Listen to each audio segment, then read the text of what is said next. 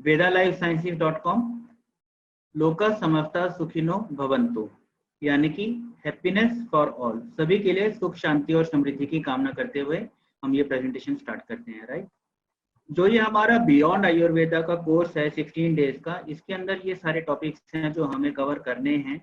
और इसके अंदर जो आज का टॉपिक है वो है फिजियोथेरेपी। फिजियोथेरेपी जो है that is very different from all of the above, जो अभी तक हमने सारी चीजें डिस्कस करी हैं उनसे थोड़ा सा हटके है। आज मुझे वैसे बेसिकली आज आयुर्वेद का टॉपिक लेना था, लेकिन आज आयुर्वेद से पहले फिजियोथेरेपी मैंने इसीलिए लिया क्योंकि ये छोटा सा एक ऐसा टॉपिक है, बहुत ज्यादा लंबा टॉपिक नहीं है, आधा पौना घंटा लगेगा सिर्फ इसको पूरा करने में। आज ये मैंने इसीलिए पहले लिया बिकॉज आयुर्वेद के अंदर मैंने इस बार कुछ प्रेजेंटेशन के अंदर कुछ चेंजेस करे हैं और उसके अंदर कुछ चीजों को ऐड ऑन किया है जो कि फिजियोथेरेपी लेने के बाद अगर मैं लूंगा तो वो ज्यादा बेटर मुझे लगा मेरे हिसाब से। तो इसीलिए आज let's take physiotherapy first because ये थोड़ा सा एक डिफरेंट है। हम ऑलरेडी जितने टॉपिक्स हमने पहले डिस्कस करे हैं, चाहे वो मसाज का रहा हो, चाहे वो डिटॉक्सिंग का रहा हो, चाहे वो योगा का रहा हो, चाहे वो एक्यूप्रेशर का रहा हो, ये सारी से मिला जुला ही है फिजियोथेरेपी का ये आज का टॉपिक। बहुत ज्यादा एक्सप्लेन करने लायक कुछ है नहीं, ये थोड़ा सा टेक्निकल होता है, इसलिए जो है इसको बस खाली हमें समझना है। राइट, इसको हम प्रैक्टिकली करने की कोशिश कर, क्या क्या हमें करना है, कैसे कैसे हम इसको प्रैक्टिकली अपने घर में, हम डेली लाइफ में हम इसको यूज कर सकते हैं, और क्या क्या प्रिकॉशंस हमें लेने होते हैं ताकि कोई प्रॉब्लम ठीक होने की बजाय बढ़ ना जाए। कई बार आपने सुना होगा या कई बार आपने देखा होगा कि क्या होता है, कोई प्रॉब्लम हम ठीक करने के लिए सिकाई या मसाज या मालिश हम कोई चीज कर रहे होते हैं, लेकिन क्या होता है वो ठीक होने की बजाय प्रॉब्लम बढ़ जाती है। इसको हम अधूरा ज्ञान कहेंगे। इसमें प्रॉब्लम उस करने वाले के उसने जो करा उसके ऊपर नहीं था, लेकिन वो आधी नॉलेज के साथ किया होगा, इसीलिए वो जो था वो प्रॉब्लम ठीक होने की बजाय प्रॉब्लम बढ़ जाती है। तो क्या क्या चीजें हमें ध्यान रखनी होती हैं, क्या क्या चीजें हैं प्रैक्टिकली अगर बात करें तो physiotherapy is not my field, मेरा फील्ड नहीं है बिकॉज ये जो है मॉडर्न साइंस के अंदर आता है, मॉडर्न इसके ऊपर अंदर आता है, तो मेरा पर्टिकुलरली मेरा फील्ड नहीं है, लेकिन फिर भी इसके बारे में कुछ कुछ चीजें हैं जो मुझे शेयर करनी है। तो मैंने अलग अलग रिसोर्सेज से, अलग अलग जगह से थोड़ा बहुत सीखा है बस, ठीक है। तो मेरा ये पर्टिकुलर फील्ड नहीं है, लेकिन मुझे थोड़ा बहुत कुछ बेसिक चीजें हैं क्योंकि ये नेचुरल थेरेपी के अंदर आता है, चाहे मॉडर्न है चाहे कैसा भी है, तो ये बहुत पुराना, ये ऑलमोस्ट 420 BC में पहली बार इसका जो उल्लेख आया है, जो किताबों के अंदर, जो साहित्य के अंदर हमें देखने को मिलता है। 420 BC मतलब बिफोर क्राइस्ट हमें इसका सबसे पहला जो इसका वो मिला था, वो प्रूफ जो मिला था वो था।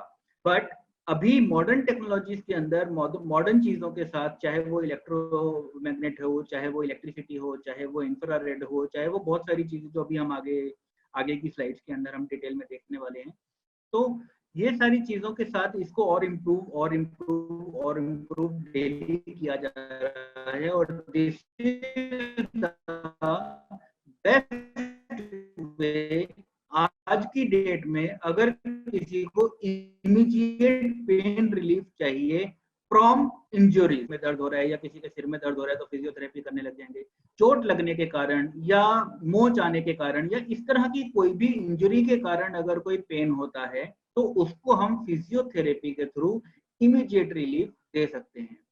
एक्यूप्रेशर, योगा इंजरी वाले पेन में बहुत ज्यादा इमीडिएट रिलीफ नहीं देते हैं, हाँ रिलीफ देते हैं, लॉन्ग टर्म रिलीफ देते हैं, लेकिन इमीडिएट एकदम से उसका रिजल्ट नहीं आता है।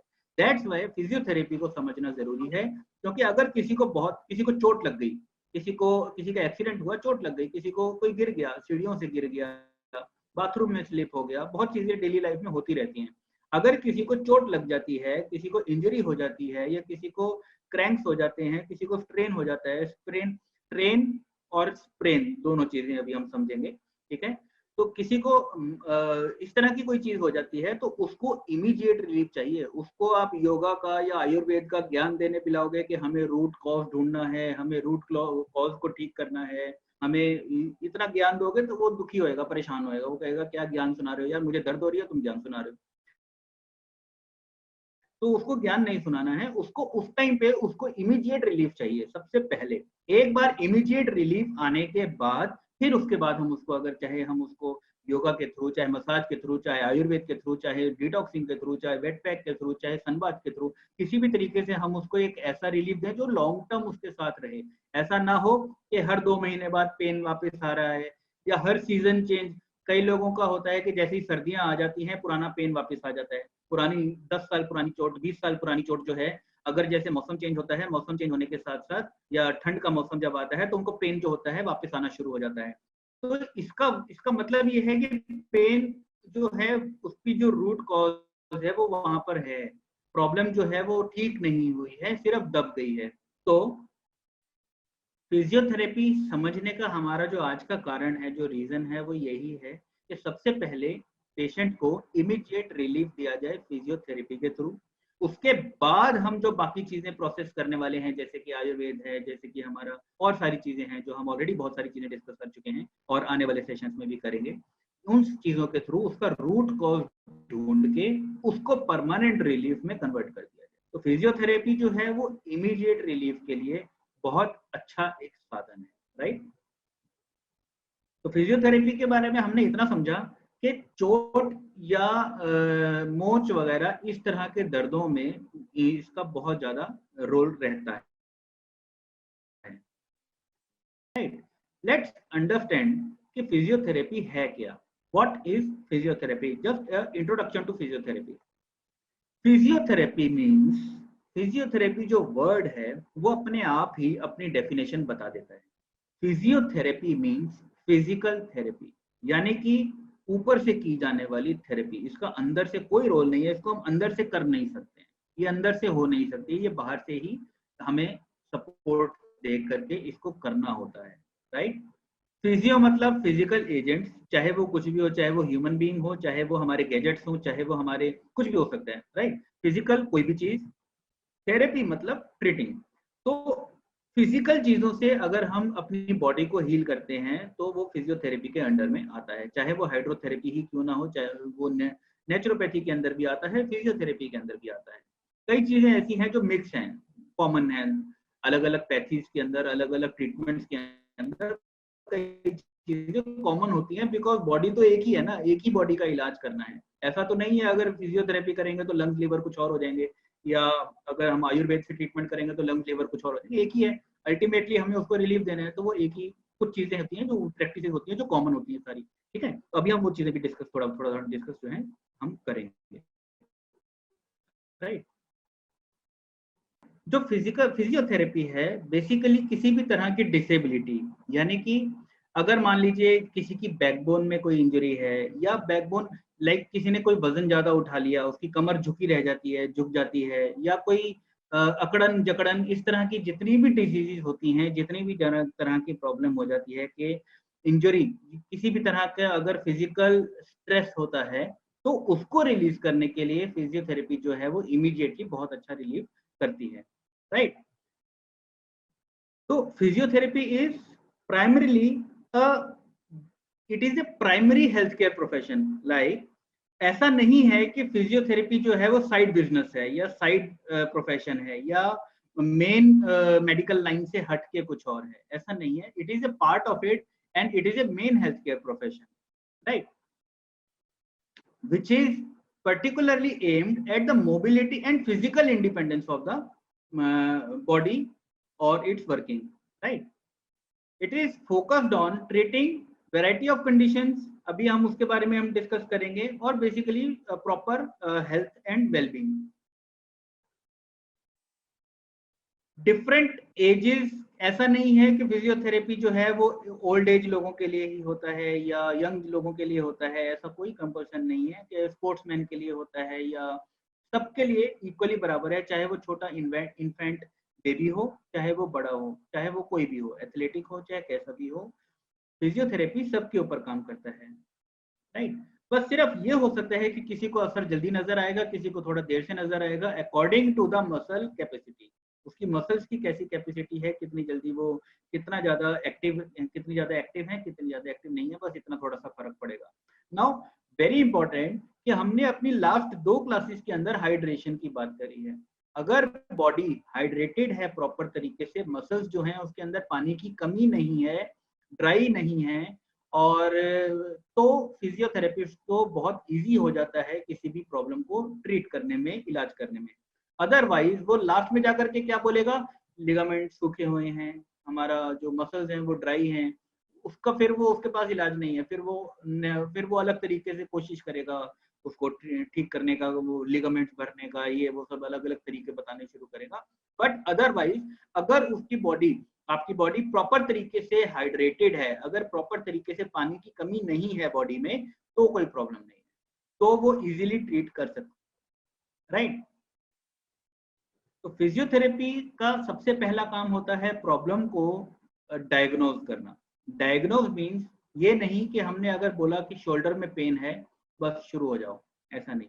शोल्डर में पेन क्यों है, कई चीजें होती है। अभी मैं आपको आगे चल करके एक छोटा सा वीडियो दिखाऊंगा, उसके अंदर, वीडियो के अंदर सारी चीजें डिटेल में एक्सप्लेन की गई है कि हमारे बॉडी के क्या क्या, अगर किसी पर्टिकुलर एरिया में पेन है तो वहां पे क्या क्या चीजें होती हैं जो देखी जानी चाहिए। बोन्स होती हैं नंबर 1, फिर लिगामेंट्स होते हैं, फिर टेंडर्स होते हैं, फिर उसके बाद मसल्स होती हैं।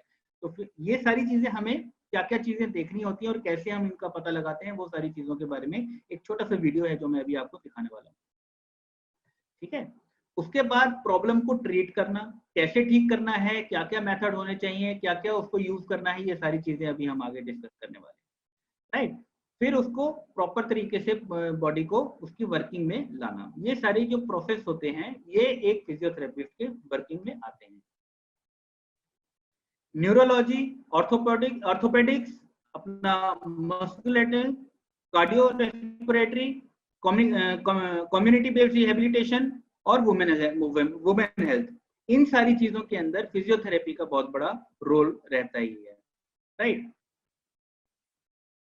न्यूरोलॉजिकल के अंदर किस तरीके से, न्यूरोलॉजी एक साइंस, अलग साइंस है, बिल्कुल डिफरेंट एक चैप्टर है, बिल्कुल डिफरेंट एक ब्रांच है, जिसके अंदर हम न्यूरॉन्स के बीच में बहने वाला जो सिग्नल होता है, जो इलेक्ट्रिसिटी होती है, उसकी स्टडी करते हैं, ठीक है।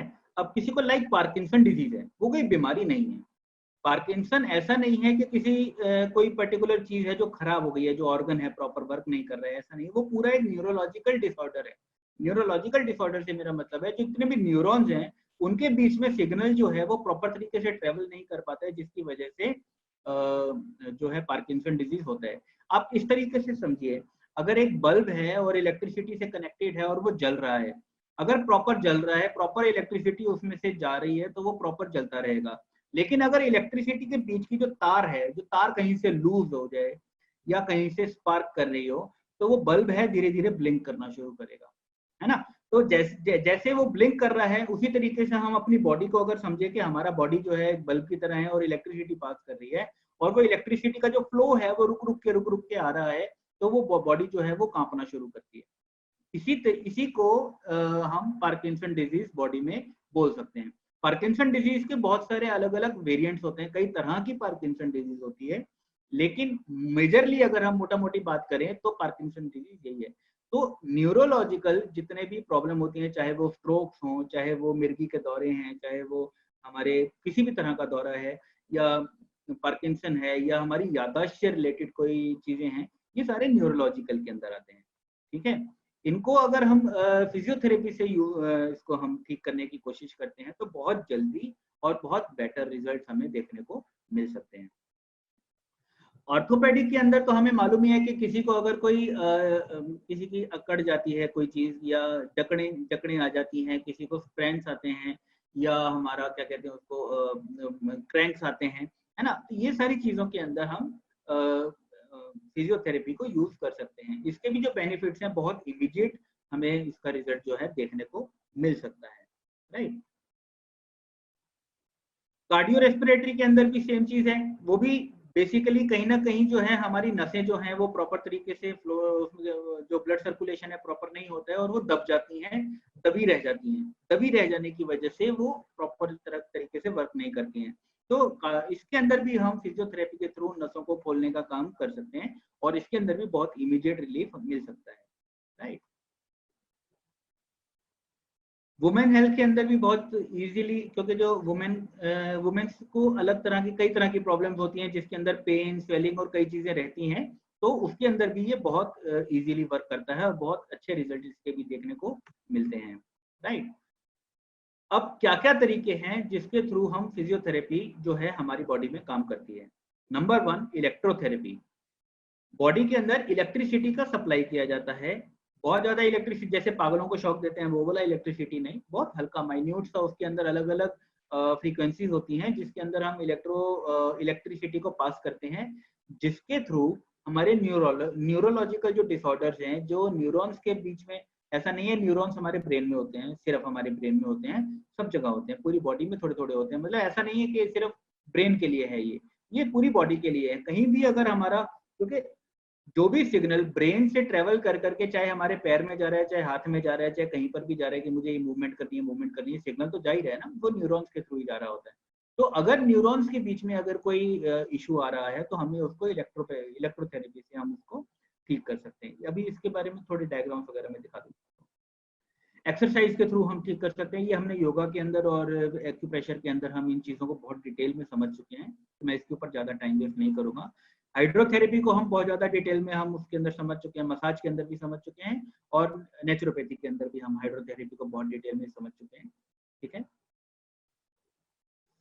Posture, this is also very important. अगर हमारा बैठने, उठने, चलने फिरने का पोस्चर ठीक नहीं है तो हमारी बॉडी के ऊपर, हमारी बोन्स के ऊपर, हमारे जॉइंट्स के ऊपर अननेसेसरी एक्स्ट्रा लोड पड़ता है, राइट। एक्स्ट्रा लोड पड़ने की वजह से बॉडी का जो बेसिक स्ट्रक्चर है वो धीरे धीरे ओवर द टाइम वो धीरे धीरे खराब होना शुरू हो जाता है। जितना ज्यादा वो खराब होगा उतनी ज्यादा प्रॉब्लम्स बढ़ेंगी, उतना ज्यादा पेन, उतना ज्यादा होगा, राइट। तो पोस्चर्स को भी करेक्शन करना जो है वो भी फिजियोथेरेपी का एक पार्ट है, ठीक है। Chest physiotherapy is also same thing of this exercise, और ये वो सब चीजें इसी से थोड़ा सा मिलता जुलता है। अभी इसके बारे में थोड़ा डिटेल में मैं आपको बताऊंगा, एक वीडियो के अंदर ये सारी चीजें हम डिटेल में समझने वाले हैं, ठीक है। इलेक्ट्रोथेरेपी क्या है? अब इलेक्ट्रोथेरेपी के अंदर भी कई तरह की इलेक्ट्रोथेरेपी हो सकती है, एक्सटर्नल, और जैसे इंफ्रारेड है वो दूर से दी जाती है, उसको हम बॉडी से टच नहीं करते हैं, दूर से इंफ्रारेड रेस जो होती हैं उसके थ्रू हम ठीक करने की कोशिश करते हैं। शॉर्ट वेव डायथर्मी होती है, उसके अंदर क्या होता है कि अलग अलग, ये देखिए मैं आपको दिखा देता हूँ, ये जो बीच वाली इमेज है ये शॉर्ट वेव के लिए है, और जो सबसे नीचे वाली इमेज है ये इलेक्ट्रिकल सिमुलेशन के लिए। ये इस तरीके, जैसे हम ईसीजी करने जाते हैं और ईसीजी के अंदर हमारे ऊपर नोट्स लगा दिए जाते हैं और वो जो प्रोब्स हैं वो इलेक्ट्रिसिटी कैच करके ईसीजी देते हैं, इसका रिवर्स काम होता है। ये इलेक्ट्रिसिटी हमारी बॉडी में जो हल्के हल्के स्पार्क्स जो हैं वो हमारी बॉडी में देते हैं, ताकि हमारी वहां पे जो मसल जो कंजेशन है वो सारी हमारी रिलीज हो सके और जो भी हमारी वहां पे इशू है वो वहां से ठीक हो सके। तो ये सारी चीजें जो है इलेक्ट्रोथेरेपी के अंदर आता है, राइट। सेकेंड है हमारा एक्सरसाइज। डिफरेंट डिफरेंट टाइप्स की एक्सरसाइज होती हैं जिसके थ्रू हम ये, अब चाहे योगा के थ्रू हम समझें, चाहे हम एक्यूप्रेशर के थ्रू समझें, ये ऑलरेडी हम बहुत डिटेल में हम डिस्कस ऑलरेडी कर चुके हैं। तो एक्सरसाइजेज भी जो हैं फिजियोथेरेपी का एक बहुत इंपॉर्टेंट रोल है। इसका भी जो अल्टीमेट जो टारगेट होता है वो यही होता है कि हमारी बॉडी में जितने भी ब्लॉकेजेस हैं, जितने भी हमारे, चाहे वो हमारे ब्लड सर्कुलेशन के ब्लॉकेजेस हों, चाहे वो मसल्स के ब्लॉकेजेस हों, चाहे वो किसी भी तरह के ब्लॉकेजेस हों, उनको स्ट्रेच करके, उनको खींच तान के उसको निकालने का, ठीक है। आजकल एक बहुत ज्यादा फेमस हो रहा है, आजकल एक नया चीज, बहुत नया तो नहीं है, काफी पुराना है, लेकिन फिर भी आजकल बहुत फेमस हो रहा है, वो है चीरोथेरेपी बोलते हैं, चीरोप्रैक्टिक थेरेपी बोलते हैं। वो चीज जो है आजकल बहुत फेमस हो रहा है, वो भी इसी तरह का है। उसमें ज्यादातर क्या किया जाता है, पूरी बॉडी के अंदर जितने भी फंसे हुए स्पाज्म होते हैं उनको निकाला जाता है, लाइक दिस। ये सब जो हम बॉडी के पटाखे वगैरह बजाते रहते हैं, जो वो सब सारी चीजें जो हैं उसके थ्रू हम, चाहे वो गर्दन के हों, चाहे वो बैकबोन के हों, चाहे वो हमारी लेग्स के हों, चाहे फुट के हों, चाहे कहीं के भी हों, वो उसके थ्रू हमारी बॉडी के अंदर जितना जमा हुआ स्पाज्म है उसको निकालने की कोशिश करते हैं, जितने जो कंजेशन हैं उनको निकालने की कोशिश करते हैं। तो this is also a part of physiotherapy, right. Hydrotherapy के बारे में मैं आपको बहुत ज़्यादा डिटेल में बता चुका हूँ, चाहे वो हमारा वेट पैक रहा हो, चाहे बहुत सारी चीज़ों के अंदर में हाइड्रोथेरेपी, नेचुरोपैथी के अंदर भी हमने हाइड्रोथेरेपी के बारे में बात किया था, चाहे वो हमारा स्पाइनल बात हो, ये भी बेसिकली स्पाइनल बात ही है एक तरह का, ठीक है, जो हमें स्क्रीन के ऊपर सामने देखने को मिल रहा है। तो ये सारी चीज़ें जो हैं हमारा बेसिकली कुछ कुछ रिलेटेड है एक दूसरे से। पोस्चर करेक्शन के बारे में मैंने आपको बताया कि जैसे जो हम गलत पोस्चर में अगर चलते हैं, चलना फिरना उठना बैठना हमारा लेटना, ये हम अगर गलत पोस्चर में, अब जैसे किसी को आदत होती है मोटा सा तकिया लेकर के सोने का, तो ऑब्वियसली उसकी गर्दन में जो है धीरे धीरे वो प्रॉब्लम बढ़ती चली जाएगी, फिर वो स्पॉन्डिलाइटिस, सर्वाइकल और पता नहीं क्या क्या चीजें बननी शुरू हो जाएंगी। बैकबोन में प्रॉब्लम्स जो है वो इसी तरीके से स्टार्ट होती हैं कि हमारे पोस्चर से, ठीक है। एक जो बैकबोन का नेचुरल एक उसका जो वो है, उसका जो शेप है, अगर वो नेचुरल शेप में वर्किंग करती रहेगी तो कभी प्रॉब्लम नहीं आती है। लेकिन अगर हम उसको एक्स्ट्रा लोड दे देते हैं, चाहे वो आगे की तरफ झुका के दें, चाहे वो पीछे ज्यादा एक्स्ट्रा स्ट्रेट करने की कोशिश करें, चाहे वो कैसे भी, हम किसी भी तरीके से जो नेचुरल पोस्चर है उससे थोड़ा हट जाते हैं तो वो प्रॉब्लम करेगा ही करेगा, राइट। तो पोस्चर करेक्शन का जो काम है ये भी एक फिजियोथेरेपी का एक बहुत मेजर, बहुत इंपॉर्टेंट हिस्सा है, राइट। चेस्ट फिजियोथेरेपी मैंने आपको जैसे बताया कि जैसे हमारी जो रिब्स होती हैं उनको भी हम क्रैंक्स दे करके हम उसको उसके अंदर जो फंसे हुए जो हमारे कंजेशन होते हैं उसको रिमूव करने का काम जो है वो हमारा फिजियोथेरेपी का एक बहुत इंपॉर्टेंट रोल है, राइट। बेनिफिट्स ऑफ फिजियोथेरेपी मैंने आपको अभी बताया कि physiotherapy is a very basic need of our body when it is in case of injury. अगर किसी भी तरह की कोई इंजरी है या किसी भी तरह का कोई स्ट्रेस है तो उसके अंदर फिजियोथेरेपी जो है वो बहुत ज्यादा बेनिफिशियल हो सकती है अलग अलग वेज में। ये थोड़ा सा एक टेक्स्ट है जो मैं ऑलरेडी, आपको मालूम है कि मैं जैसे ही प्रेजेंटेशन कंप्लीट होगी तो I will attach it with you in the group में मैं आपके साथ ये सारी चीजें शेयर कर दूंगा, आप इसको आराम से पढ़ लीजिएगा, एक छोटा सा टेक्स्ट है, राइट। बेनिफिट्स हैं ये कुछ और फिजियोथेरेपी के बारे में कुछ बेनिफिट्स हैं, सेम चीज जो मैं ऑलरेडी आपको बता चुका हूँ। अब इन्हीं बेनिफिट्स को और जो चीजें मैंने ज्यादा डिटेल में बताई हैं पर्टिकुलरली फिजियोथेरेपी के जो स्पेशलिस्ट हैं उनसे थोड़ा सा समझ लेते हैं, ठीक है। मैं एक वीडियो आपके साथ शेयर करने वाला हूँ। हम सब ने एक बात ज़रूर सुनी होगी कि इंसान चलता फिरता ही अच्छा लगता है, और वो चलता फिरता तब अच्छा लगता है जब उसकी मूवमेंट प्रॉपर होती है, और मूवमेंट का दुश्मन है पेन। जब भी हमें पेन होता है तो हमें ये देखना है कि वो पेन केमिकल है या मैकेनिकल है। मैकेनिकल पेन वो पेन है जो मूवमेंट रिलेटेड होता है, और इस पेन को ट्रीट करने के लिए एक स्पेशलाइज्ड ब्रांच है जिसका नाम है फिजियोथेरेपी। आज इस वीडियो में हम बात करेंगे what is physiotherapy, who is physiotherapist, when to consult a physiotherapist.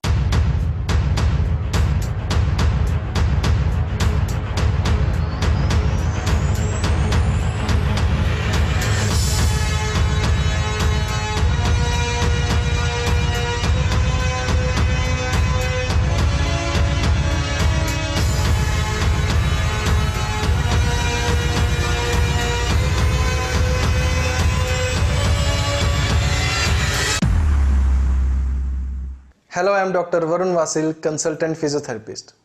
आज इस वीडियो की ज़रूरत क्यों पड़ी, क्या पर्पज़ है इस वीडियो को बनाने का?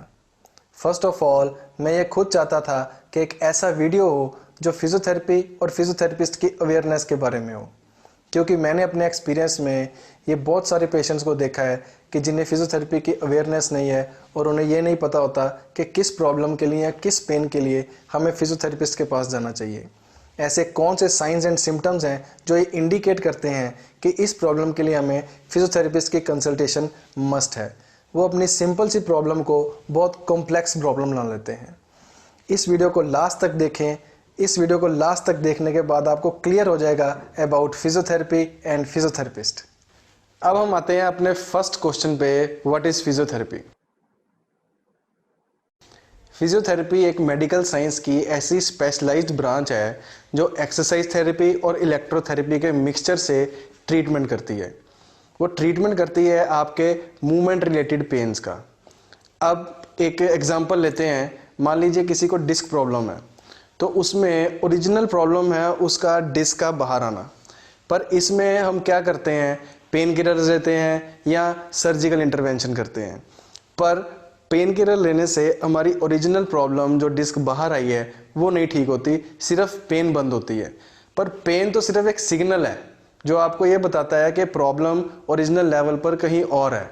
तो फिजियोथेरेपी क्या करती है, वो ओरिजिनल प्रॉब्लम यानी जो डिस्क बाहर निकली है उसको किस तरह अंदर लेके जाया जाए या कौन से ऐसी एक्सरसाइज पोस्चर्स हैं जिसके थ्रू हम डिस्क को ठीक कर सकते हैं। तो ना कोई वो प्रॉब्लम इतनी सिंपल थी कि पेन किलर से ठीक हो जाए और ना ही इतनी वर्स थी कि उसे सर्जरी की जरूरत पड़े। तो इस पोजीशन पे हमें सिर्फ एक ही ट्रीटमेंट होता है, physiotherapy. Who is physiotherapist? Physiotherapist को हम मूवमेंट का डॉक्टर भी बोलते हैं। वो हमारी प्रॉब्लम का डायग्नोज करता है और उसके बाद उस प्रॉब्लम का ट्रीटमेंट करता है। पर वो यहीं पे ही स्टक नहीं होता, वो ये भी श्योर करता है कि वो प्रॉब्लम आपको दोबारा ना हो। इसके लिए वो आपको होम प्रोग्राम डिज़ाइन करता है जिसमें हम बहुत सारी स्ट्रेचिंग और स्ट्रेंथनिंग एक्सरसाइज आपको रिकमेंड करते हैं। क्योंकि हमारी बहुत सारी ऐसी प्रॉब्लम है, जैसे पेन कहीं और है तो उसका कॉज कुछ और होता है। जैसे मसल वीकनेस एक कॉज है, उसका जो प्रॉब्लम है वो आएगा पेन में। तो फिजियोथेरेपिस्ट ये इंश्योर करता है कि हम कॉज का ट्रीटमेंट करें, ना कि सिम्टम का। अब ये सिर्फ स्पोर्ट्स पर्सन्स के लिए ज़रूरी नहीं होता जो स्ट्रेचिंग और स्ट्रेंथनिंग प्रोग्राम फिजियोथेरेपिस्ट रिकमेंड करता है। जितना कि स्पोर्ट्स पर्सन को ये ज़रूरी है उतना ही एक नॉर्मल इंडिविजुअल के लिए भी फिजियोथेरेपिस्ट का नीड बहुत ज़रूरी है। When we need physiotherapy, pain की वजह से जब हमारे मूवमेंट रिलेटेड कोई प्रॉब्लम आती है या डेली एक्टिविटीज़ फंक्शनल एक्टिविटीज़ करने में मसल या जॉइंट रिलेटेड कोई प्रॉब्लम आती है तो उसके लिए फिजियोथेरेपी आपका बेसिक और प्राइमरी ट्रीटमेंट होना चाहिए। इसका कारण ये है कि फिजियोथेरेपी आपके कॉज को ट्रीट करती है सिम्टम के साथ साथ। एग्जाम्पल के तौर पे एक केस शेयर करते हैं। मेरे पास एक बैक पेन का पेशेंट है जिसने MRI और एक्सरे दोनों करवाए हैं और वो पेन से परेशान है। अब पेन किलर्स खा के उसने पेन यानी कि सिम्टम को तो ट्रीट कर लिया, पर उसका कॉज जो कि मसल वीकनेस था वो ट्रीट नहीं हुआ, जिसकी वजह से उसको बार बार बैक पेन की प्रॉब्लम रहती थी। अब जब हमने फिजिकली एग्जामिन करके उस कॉज को यानी कि मसल वीकनेस को ट्रीट किया तब उस पेशेंट को प्रॉपर ट्रीटमेंट मिला और उसको बैक पेन से छुटकारा मिला। फिजियोथेरेपी की ज़रूरत हमें प्राइमरीली अपने पेन को ट्रीट करने के लिए तो होती ही होती है, साथ ही किसी सर्जरी के बाद या फ्रैक्चर के बाद जब प्लास्टर लगता है उसको खुलने के बाद फंक्शन और मूवमेंट को रीस्टोर करने के लिए भी फिजियोथेरेपी की ज़रूरत पड़ती है। ये as a secondary treatment use होता है जिसे हम रिहेबिलिटेशन बोलते हैं। ये तो बात थी फिजियोथेरेपी एज ए क्योर की। अब फिजियोथेरेपी एज ए प्रिकॉशन कैसे काम करती है इसके बारे में जानते हैं। हमारे आजकल के सेडेंट्री लाइफस्टाइल में ऐसी बहुत सी प्रॉब्लम्स हैं जो हमारे पोस्चर की वजह से होती हैं। Physiotherapy precautionary postural training program भी एज ए यूज़ किया जा सकता है और ऐसी एक्सरसाइज उसमें हम इन्वॉल्व कर सकते हैं जो हमारे पोस्चर को, हमारी क्वालिटी ऑफ लाइफ को इम्प्रूव कर सके। आई होप अब आपको इस वीडियो में क्लियर हो गया होगा about physiotherapy in today's world. इस वीडियो को एक वीडियो और है जो मैं आपके साथ शेयर करना हूँ, इसी का कुछ एडवांस पार्ट है।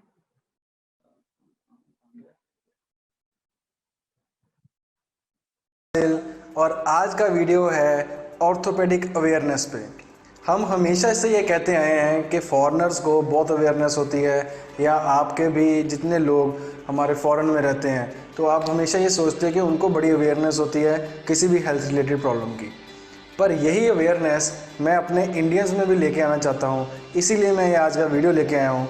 क्योंकि हम जब भी किसी ऑर्थोपेडिक को या किसी फिजियोथेरेपिस्ट को दिखाने जाते हैं तो वो कुछ टर्म्स यूज़ करते हैं, जैसे बोनी इंजरी हो गई, टेंडनस इंजरी हो गई, या हमारे पास टेंडनाइटिस है, मसल स्पाज्म है, लिगामेंटस इंजरी है। पर हम कंफ्यूज हो जाते हैं, हमें पता ही नहीं लगता वो किस बारे में बात कर रहे हैं। ये बेसिक नॉलेज ऑर्थोपेडिक्स की हर एक पेशेंट को होना बहुत ज़रूरी है। तो यही इन्फॉर्मेशन मैं आज आपके लिए लेके आया हूँ, जिसमें मैं बात करूँगा बेसिक ऑर्थोपेडिक्स फॉर पेशेंट्स। इसमें मैं आपको कम्प्लीटली ये 5 चीज़ें जो बेस है हमारे स्केलेटन सिस्टम का, उसके बारे में मैं बताऊंगा, जिसमें फर्स्ट आएगा बोन, सेकंड आएगा जॉइंट, थर्ड आएगा लिगामेंट, फोर्थ आएगा टेंडन और फिफ्थ आएगा मसल। इसमें मैं आपको एक लेआउट दूंगा जिसमें हम ये सब चीज़ों के बारे में बताएंगे। पर मेरा नेक्स्ट वीडियो आएगा जिसमें हम इंडिविजुअली इन पांचों चीज़ों पर डिटेल में बात करेंगे। तो अब स्टेप बाय स्टेप हम बात करेंगे कैसे स्केलेटन सिस्टम फॉर्म होता है। सबसे पहले आता है बोन। बोन जो है वो पूरा फ्रेमवर्क है स्केलेटन का, जो कि बेस है स्केलेटन का सारा स्केलेटन सिस्टम बोन्स पे ही बेस्ड है। अब बोन क्या होता है? वो एक रिजिड स्ट्रक्चर होता है, टफ स्ट्रक्चर होता है, फ्रेमवर्क ऑफ स्केलेटन सिस्टम। इसका फंक्शन होता है बोन का कि हमारे स्केलेटन सिस्टम को सपोर्ट देना और हर ऑर्गन्स को प्रोटेक्ट करना। सेकंड आता है हमारा जॉइंट। जॉइंट होता है जो यहाँ पे दो कनेक्शन, यानी कि बोन्स का जहाँ कनेक्शन होता है वहाँ जॉइंट बोलते हैं। जॉइंट में कनेक्शन मेड बाय बोन्स होता है और ये मूवमेंट अलाउ करता है डिफरेंट एंगल्स पे, डिफरेंट डिग्रीज पे। थर्ड आता है लिगामेंट। लिगामेंट होता है जो कि बोन को बोन के साथ जोड़ता है। ये बात ज़रूर ध्यान रखने वाली है क्योंकि लिगामेंट और टेंडन में कन्फ्यूजन बहुत होता है पेशेंट्स को। तो लिगामेंट होता है जो बोन को बोन के साथ जोड़ता है। बोन को बोन के साथ जोड़ने के साथ साथ ये एक फाइब्रस कनेक्टिव टिश्यू है जो कि दोनों बोन्स को होल्ड करता है और स्टेबिलिटी देता है। जब भी हमारे जॉइंट मूव करता है तो लिगामेंट ही है जो बोन्स को स्टेबल रखता है और एक अच्छी फॉर्म में रखता है। फोर्थ आता है हमारा टेंडन। टेंडन होता है जो मसल को बोन के साथ जोड़ता है। ये भी एक टफ बैंड है फाइब्रस कनेक्टिव टिश्यू का, और जब मसल को बोन के साथ जोड़ता है, क्योंकि जहाँ पे मसल होता है, मसल बेली होती है सॉफ्ट, तो यहाँ पे बोन के साथ जब इसने एंड्स पे जुड़ना होता है तो वहाँ पे हमें एक टफ स्ट्रक्चर चाहिए जो कि मूवमेंट अलाउ करवाए मसल को। फिफ्थ आता है मसल।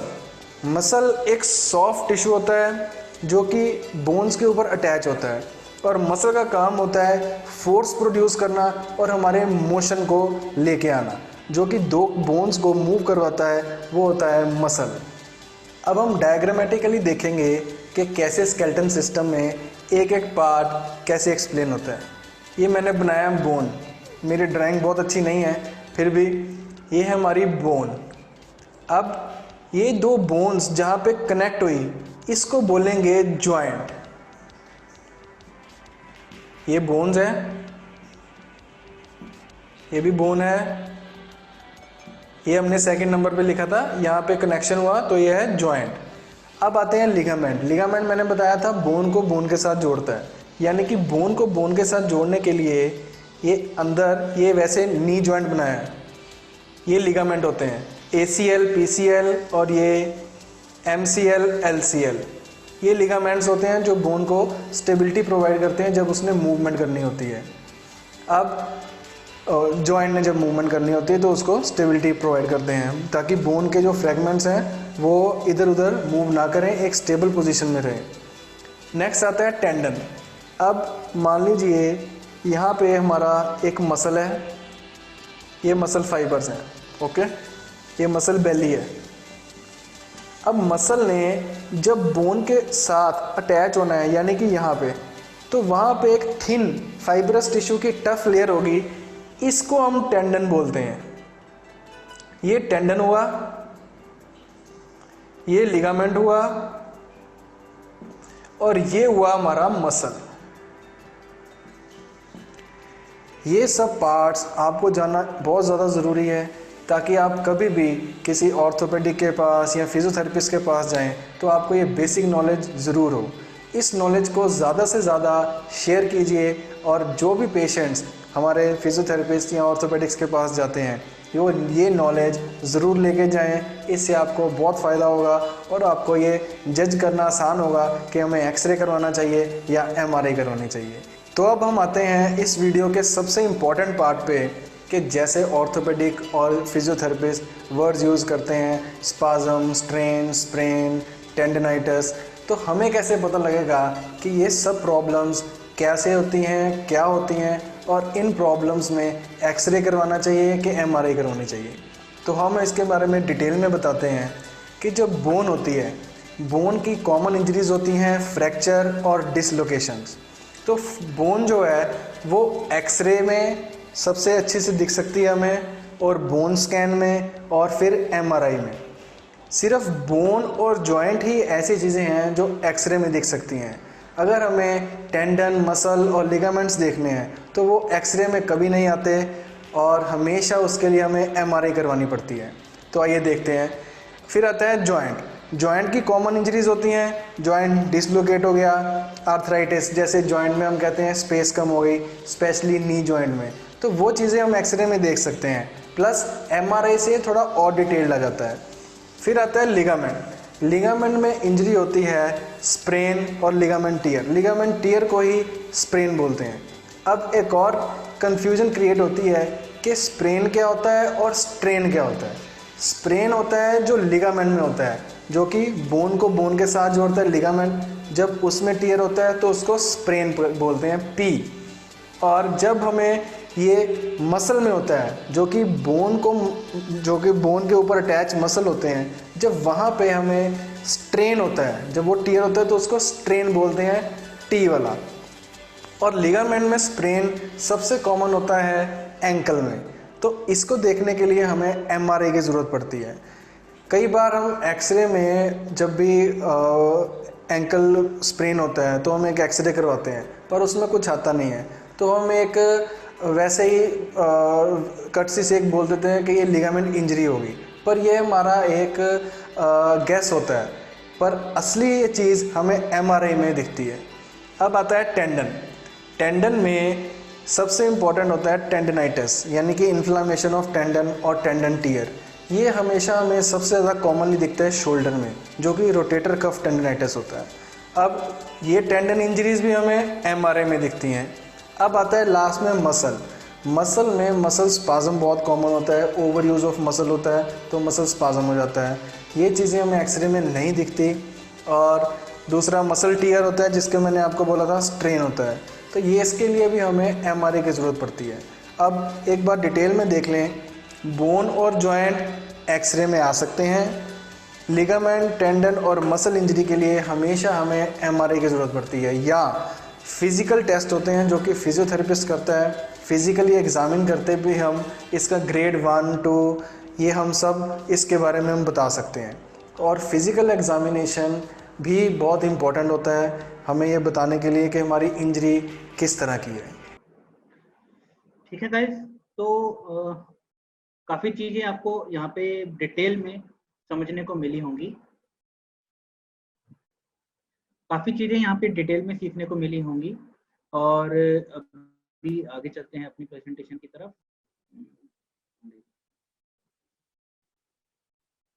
चलिए आगे बढ़ते हैं, चलिए आगे बढ़ते हैं। तो कुछ कंडीशंस और कॉजेस हमें देख करके पता चल जाते हैं कि ये किस चीज़ से रिलेटेड हैं। जैसे कि इस चार्ट के अंदर हमें बता रखा है, अगर बैक पेन है या लोअर बैक है या नेक पेन है या शोल्डर पेन है, तो बहुत ज़्यादा पॉसिबिलिटीज हैं कि वो पोस्चर से रिलेटेड हो। जब तक कि कोई पर्टिकुलर इंजरी नहीं है, जब तक कि कोई पर्टिकुलर चोट या कोई हिस्ट्री नहीं है उसकी, तो बहुत ज़्यादा चांसेस हैं कि वो पोस्चर से रिलेटेड हो सकता है। ठीक है, आर्थराइटिस वगैरह जिस तरह की जो प्रॉब्लम होती है वो ज़्यादातर जॉइंट पेन के अंदर हम उसको कैलकुलेट करते हैं, और वो एमआरआई वगैरह करने के बाद उसका प्रॉपर पता चलता है कि वो किस लेवल तक है। ठीक है, हालांकि इसका हम आयुर्वेद के अंदर या और दूसरी चीज़ों के अंदर हम दूसरी तरीके से हम इसको समझ सकते हैं, अलग तरीकों से। वो जो क्लासेस हैं जो मैं अलग तरीके से आपको ऑलरेडी बता भी चुका हूँ, और आयुर्वेद के अंदर मैं और ज़्यादा डिटेल में इसको बताने वाला भी हूँ। लेकिन अभी जो फिजियोथेरेपी के अंदर हम जो बात कर रहे हैं उससे रिलेटेड अभी मैं आपको जो बता रहा हूँ कि एमआरआई अगर हम करते हैं किसी भी चीज़ का, तो हमें बहुत ज़्यादा डिटेल में बोन डेंसिटी, बोन स्वेलिंग और बहुत सारी चीज़ों के बारे में हमें डिटेल में पता चल जाता है। तो इसीलिए एमआरआई करवाना भी कई बार बहुत ज़्यादा ज़रूरी होता है। ठीक है, तो ये पर्टिकुलर ये सारे एक चार्ट है जिसके अंदर हमें पता चल सकता है कि किस पर्टिकुलर वजह से वो प्रॉब्लम जो है वो हो रही है। जो रूट कॉज की हम बात करते हैं, जो रूट कॉज की हम फिजियोथेरेपी के अंदर जो हम बात करते हैं, वो हम यहाँ से हम पता लगा सकते हैं। राइट, आगे चलते हैं, एक छोटा सा वीडियो और है। स्पेशलिस्ट जो चीज़ें होती हैं ना, वो किसी स्पेशलिस्ट से ही सीखनी चाहिए। जो मेरा फील्ड नहीं है बट मुझे लगा कि आप लोगों को बताना ज़रूरी है, तो उन्हीं स्पेशलिस्ट से सीख लेना चाहिए जो उसके माहिर हैं, जो उसके मास्टर हैं। ठीक है, इसीलिए ये मैं आपके साथ शेयर कर रहा हूँ। Hi, this is Dr. Deepak Kumar from Capri Institute of Manual Therapy, India. Today, in this video, we will discuss what care you shall take while doing physiotherapy, therapeutic exercises, or manual therapy by yourself in the comfort of your own home and still get professional and magical results. Yes, professionals and magical results. This educational video is just to help the people in present tough time everyone is going through during this coronavirus lockdown situation, or because individuals are not able to visit physiotherapists or doctors because of any XYZ reason. In case the problem is not getting solved by these self-exercise videos, either one shall consult a qualified physiotherapist or doctors, or individual may fill our online form at our website caprispine.com, and this link is also mentioned in the description of this video given below. And after we go through those details, and in case it comes under our specialty, we will guide the individual by sending specific video clips demonstrating exercises and techniques in great details. So one can do physiotherapy or exercise therapy or manual therapy at home by himself or herself for the problem they are having. Now, what are the instructions to do these exercises? How do you do those exercises? What should you keep in your mind while performing these exercises to get optimal, or I should say again, magical results? While performing these exercises, make sure it has to be done in a pain-free way. No pain during and after shall be felt.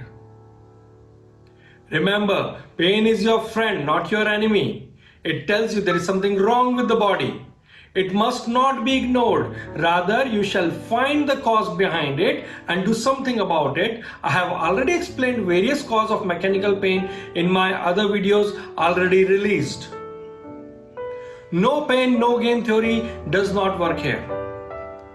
It all must be pain-free or pain relieving. However, slight discomfort like stretching, stresses are okay, and that should also disappear after some time by itself. So I advise individual to do these exercises just twice a day with a repetition of 10 times only. Don't overdo it. So I repeat, while performing these exercises, make sure it has to be done in pain-free way. No pain during and after shall be felt. Do it gently and slowly. So what are those indications? I would say any neuromusculoskeletal pain. Make sure it is not the visceral pain. I am not talking about visceral pain at all. It is only and only for neuromusculoskeletal pain, that too mechanical in nature, not pathological.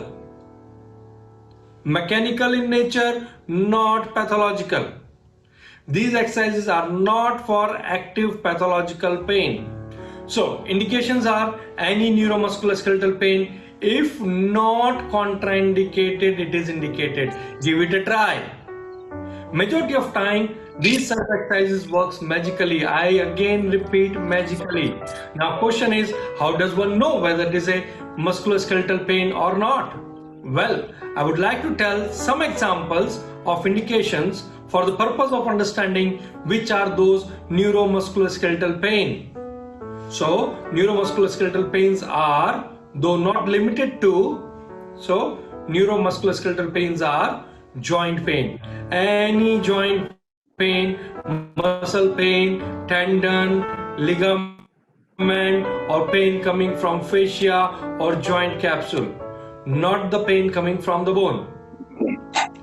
Any joint stiffness or weakness, any ligament sprain or strain, muscle strain.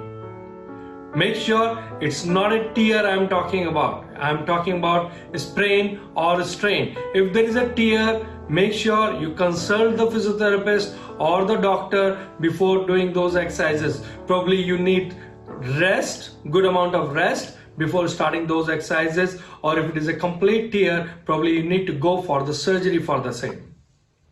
Next one is osteoarthritis, frozen shoulder, tennis elbow, sacroiliitis, cervical or lumbar spondylitis, disc prolapse, or one call it a slip disc, sciatica, radiating pain or radicular pain, post-traumatic pain, stiffness or weakness, post-operative pain, weakness or stiffness, post-immobilization pain, weakness or stiffness. Like after the trauma, sometime you go for surgery or you go for immobilization for some time.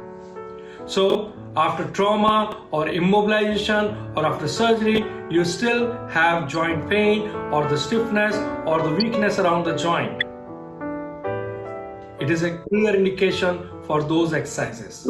But make sure in last 3 cases, like post-traumatic stiffness, post-operative stiffness, or post-immobilization stiffness, in these 3 cases, please do these exercises only in case your treating doctor has already referred the individual for physiotherapy. Now question comes, what precautions one must take while performing these exercises? Can these exercises be harmful than doing good? Yes, sometime it may do. But only if someone does it wrongly. I repeat, only if someone does it wrongly or excessively. Or if done on a person having any of the following yellow or red flags, or one may call it precautions or contraindications. Remember, I said earlier, if it is not contraindicated, it is indicated, give it a try. So one shall also be aware of yellow or red flags in which the individual shall either be doing exercises under supervision or one shall not be doing these exercises at all in case of red flags. So please do these exercises only under supervision of a qualified physiotherapist in case the individual has any of the following yellow flags. Otherwise, it is absolutely safe to do these exercises. So the precautions, or one may call it yellow flags, are if someone has inability to understand these instructions or exercise as explained, joint hypermobility or instability, in case of disturbed sleep since long, mild osteoporosis. Please note, I am saying mild osteoporosis, not moderate or severe osteoporosis, which is a red flag. So mild osteoporosis, it is okay to do these exercises under mild osteoporosis.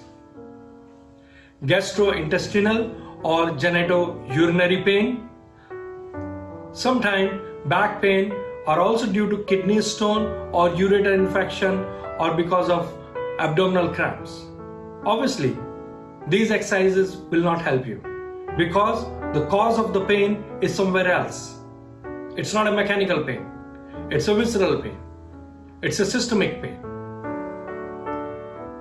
Another yellow flags are in case someone is having high or low blood pressure, similarly high or low glucose level, hemophilia, if the person is on anticoagulant therapy, any bleeding disorder, and if the individual is pregnant, then one shall consult with the doctor before doing these exercises. Or in case there is any emotional disturbance, please do these exercises only under supervision of a physiotherapist. So if the individual has any of these yellow flags, please do these exercises only under supervision of a qualified physiotherapist. Otherwise, it is absolutely safe to do these exercises. Now the question is when not to do these exercises. So please don't do these exercises in case individual has any of the following red flags. So the contraindication or the red flags are moderate to severe osteoporosis. Now, earlier I said mild osteoporosis under yellow flags where you can do these exercises, but now I'm saying moderate to severe osteoporosis where you should not be doing these exercises or should be extremely careful or talk to your doctor or the physiotherapist before doing these exercises. If the individual has constant or severe pain which is neither increasing or decreasing with movement of the affected joint, means if it is not a mechanical pain. If there is any increase in pain, swelling, weakness, stiffness or any other symptoms get increased, unexplained pain or unusual sign and symptom or pain, don't do these exercises.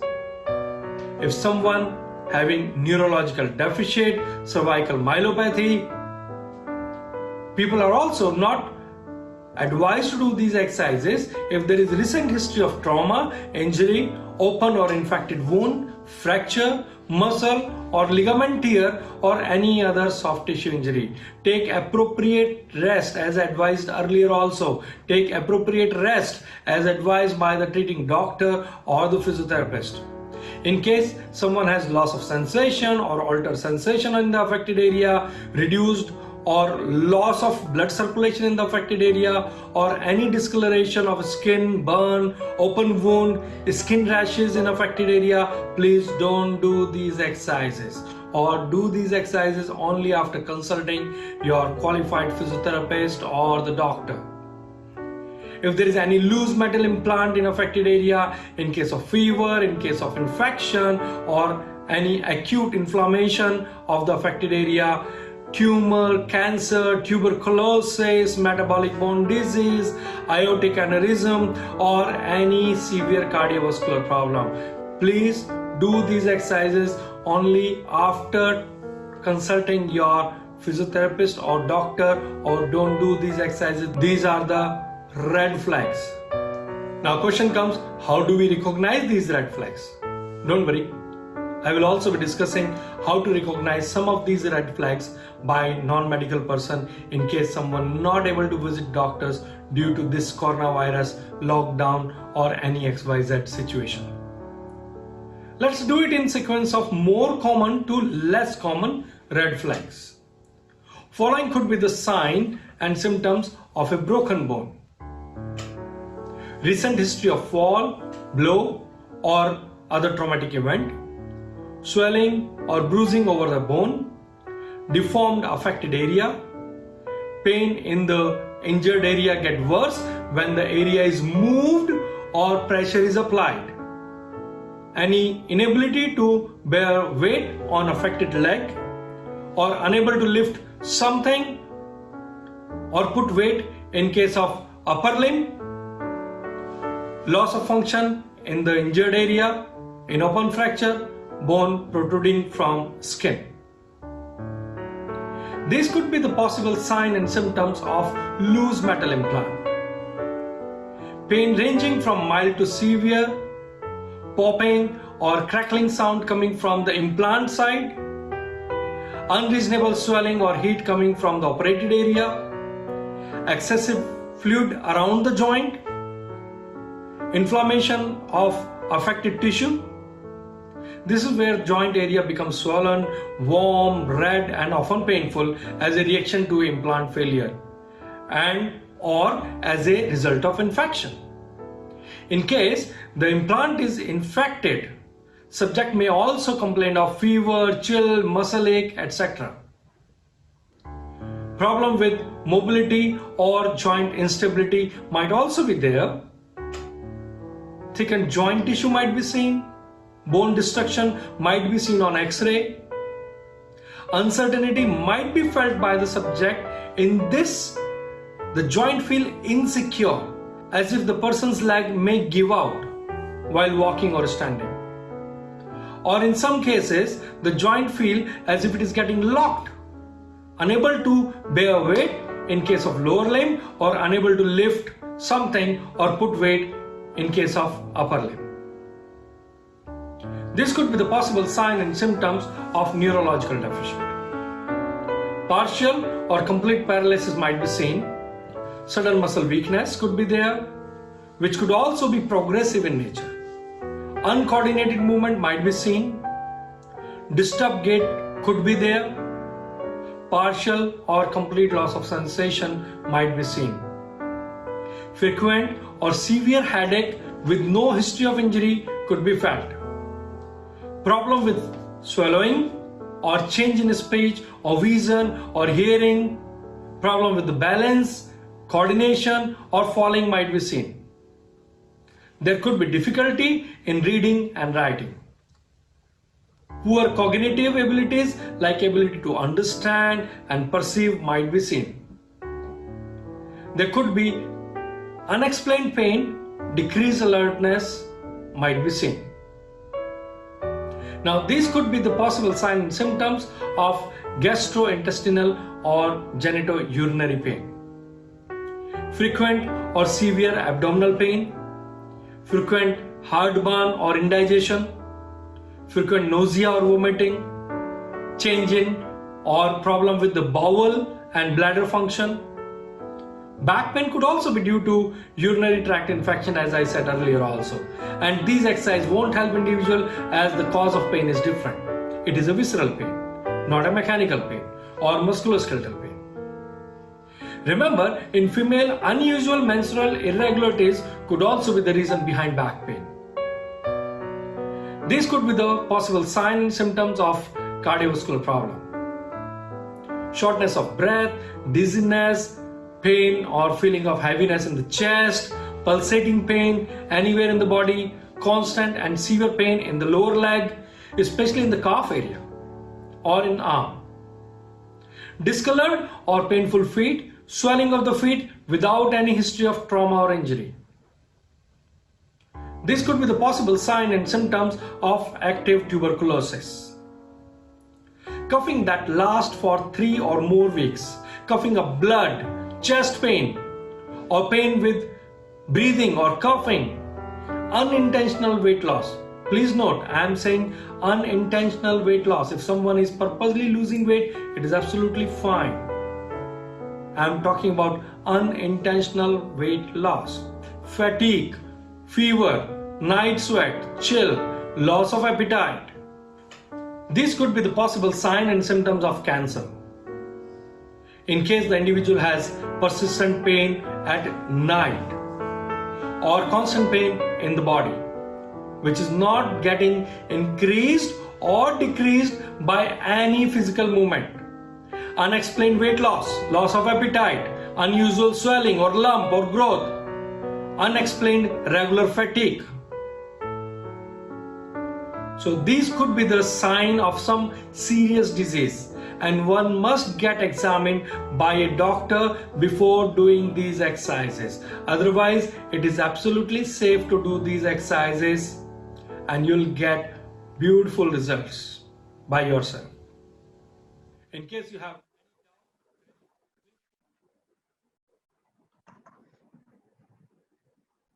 So guys, काफी detail में हमने समझा physiotherapy के बारे में.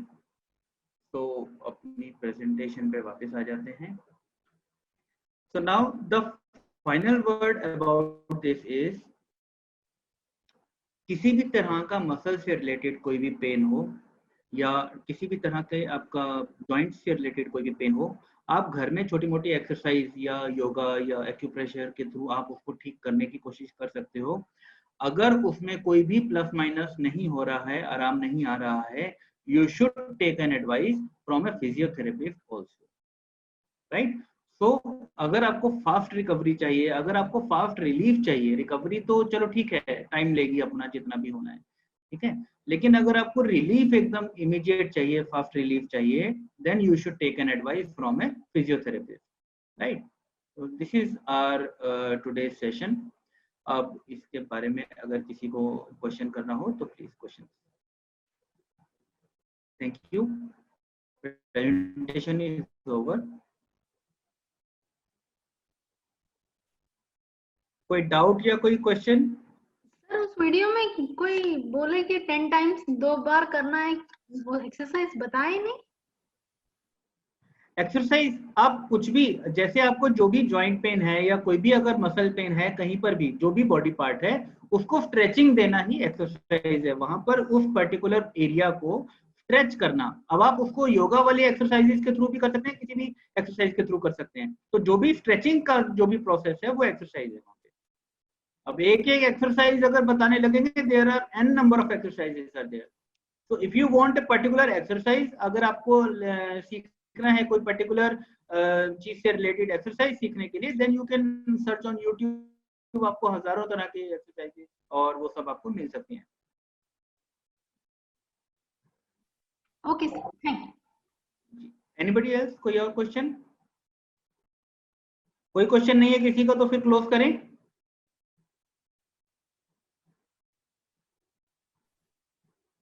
ठीक है sir.